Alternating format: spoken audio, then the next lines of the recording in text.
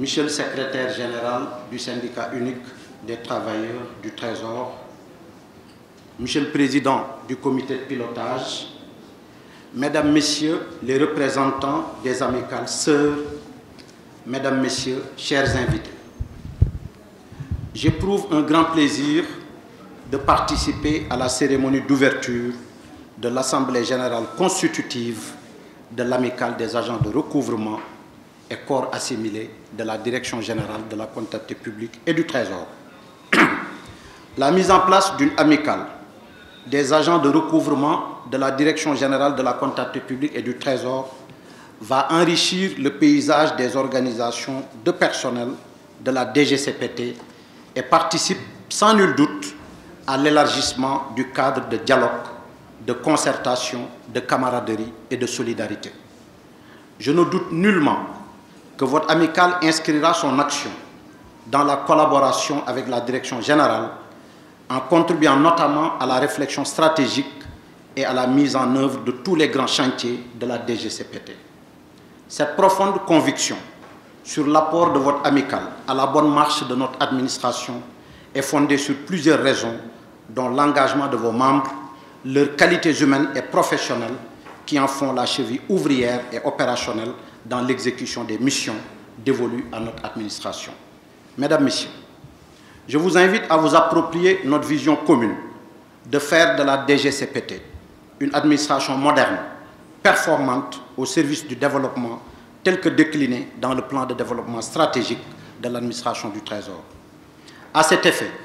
je vous exhorte en tout lieu et en toutes circonstances à faire preuve d'exemplarité pour toujours préserver la crédibilité et l'image de cette grande administration du Trésor à laquelle nous avons l'honneur d'appartenir. Cela passe par l'appropriation des objectifs de modernisation du Trésor et une participation active et dynamique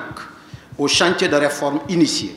notamment dans le cadre de l'optimisation de notre organisation et de nos procédures pour l'amélioration continue de la qualité des services offerts aux usagers. Dans le cadre de l'amélioration de la qualité des services rendus aux usagers, la Direction générale a signé avec les collectivités territoriales des chartes de partenariat pour une meilleure collaboration dans la prise en charge des préoccupations des élus locaux et pour apporter sa contribution à la consolidation et à l'approfondissement de la décentralisation. La conception et la mise en production du GEFILOC est l'un des résultats les plus significatifs dans cette collaboration et s'inscrit en droite ligne de la politique qualité de la Direction générale qui nous a valu la certification à la norme ISO 9001, version 2015, de 4 structures, avec la certification prochaine au mois d'octobre de 2 nouvelles structures. La mise en œuvre réussie de nos différentes missions repose fondamentalement sur la mise à niveau du capital humain pour faciliter l'appropriation des nouveaux outils et la maîtrise des processus rénovés en vue de la réalisation des objectifs stratégiques et opérationnels du Trésor. À cet effet, la formation est au cœur des préoccupations de la Direction générale et je vous invite à participer aux différentes activités de formation définies par le comité pédagogique et mises en œuvre par le Centre de perfectionnement et de formation professionnelle du Trésor, sans oublier le nécessaire accompagnement de vos membres à la préparation des concours tels que celui de l'École nationale d'administration. Mesdames et Messieurs, la nature et l'étendue de nos missions exigent, au-delà des aptitudes techniques et des moyens matériels et financiers liés à leur mise en œuvre, des qualités humaines,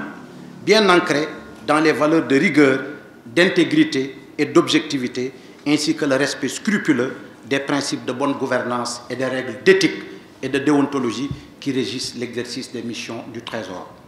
Sur cette base, la production d'un code d'éthique et de déontologie des agents du Trésor, qui rappelle les règles à observer par chaque agent, en tout temps et en tout lieu dans l'exercice de ses fonctions, est devenue une nécessité pour constituer un référentiel qui devra donner un certain nombre de réponses sur la conduite à tenir face à certaines situations. Le respect des règles contenues dans le Code participera à l'amélioration de la qualité des services rendus aux usagers, en plus de constituer un outil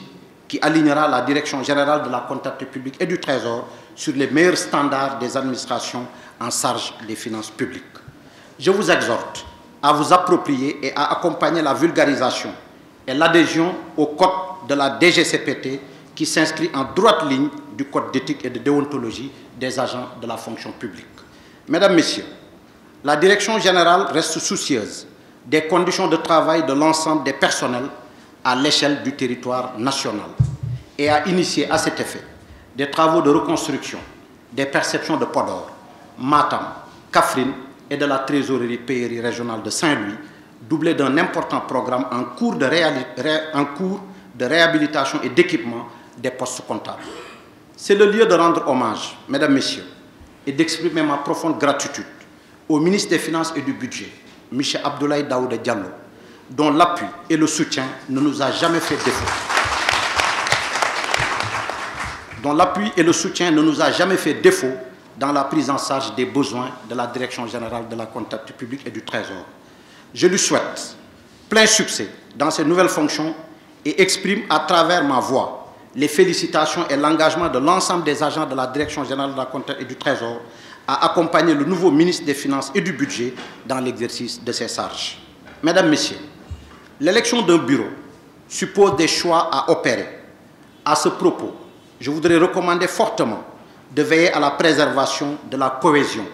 et de l'unité qui doivent prévaloir dans nos rangs. À cet effet,